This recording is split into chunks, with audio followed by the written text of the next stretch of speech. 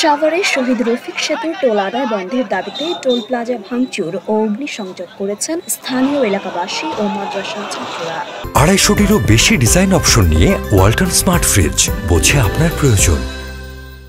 বৃহস্পতিবার বেলা 12টার দিকে সাভারের তেঁতুলঝরা ইউনিয়নের হেমায়েতপুর সিংগাইয়ের সংযোগ শহীদ রফিক সেতুতে এ ঘটনা ঘটে।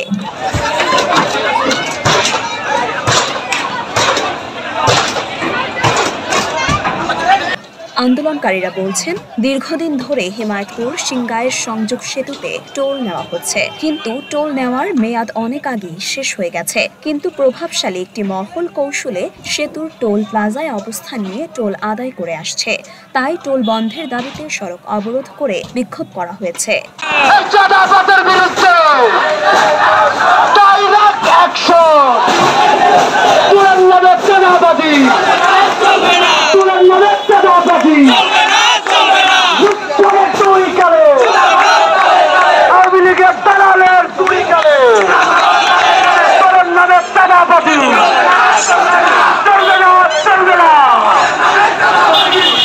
প্রত্যক্ষদর্শীরা বলেন, সকালে কয়েক শতাধিক এলাকাবাসী ও ছাত্ররা মিছিল নিয়ে হেমায়েতপুরের টোল প্লাজার দিকে আসেন।